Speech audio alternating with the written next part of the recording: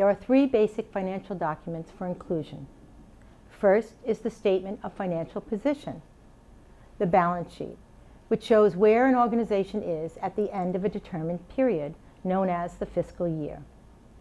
Secondly, the Statement of Activities, or Operations, which shows the source of revenues and the manner in which those revenues are spent, the expenses. And third, the financial statement also includes the Statement of Cash Flows. The purpose of this statement is to present information concerning sources of cash and uses of cash.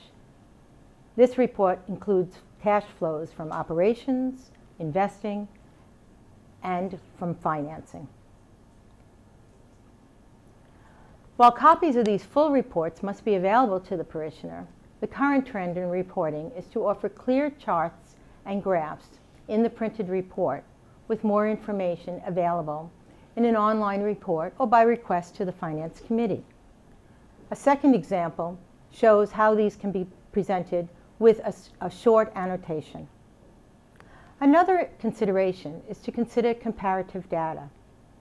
While this example is not the best visual, it does present a clear picture of data trends over 10 years and revenue and expenditures over 5 years. This type of report can contribute to parish planning.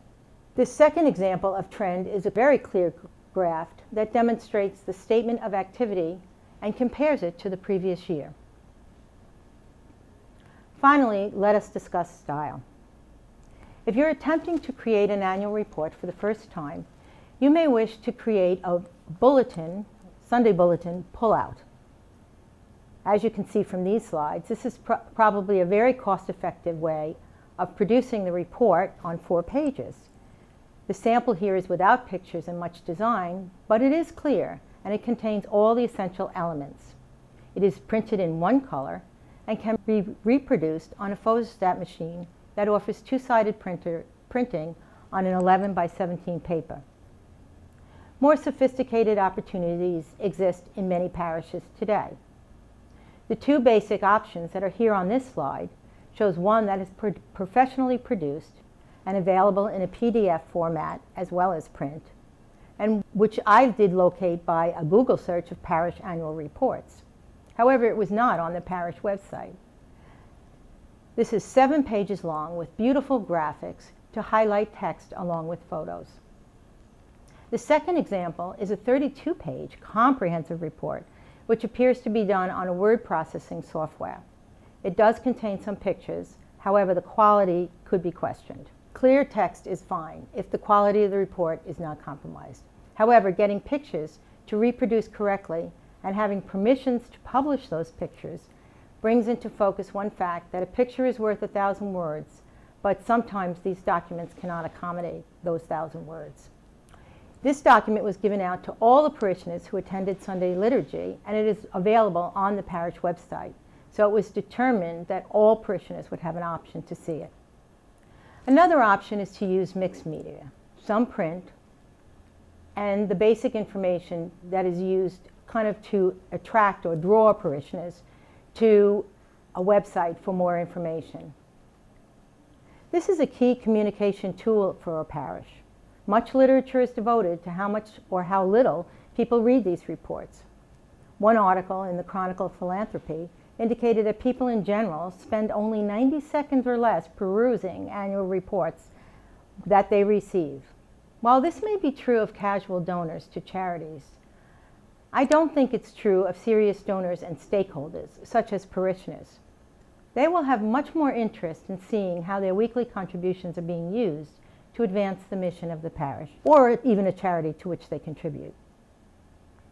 In fact, some pastoral councils, in addition to printing and widely distributing the report, offer town meetings to present the annual report and to answer questions for parishioners. Let me show you an interesting graph that was in a parish report online.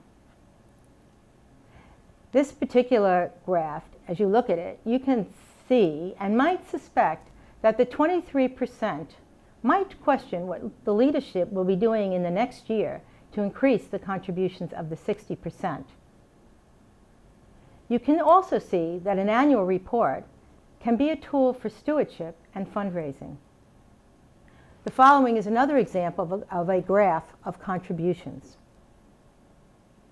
There are many documents online, and with a quick Google search of parish annual reports, you can see the range of information and styles. When you get to the design and format, it'll be necessary and important to consider three things.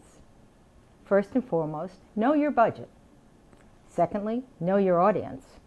Posting information to the website may be very cost-effective, but if you have few viewers, it may not be the best communication tool for your parish. And third, know what talent and resources are available to create such a document. I would like to conclude by encouraging financial councils and pastoral councils in parishes who have never established the practice of annual reports to set this as a priority activity for the next fiscal year.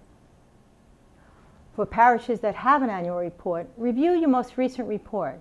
Do some quick surveys and determine if this is your best effort.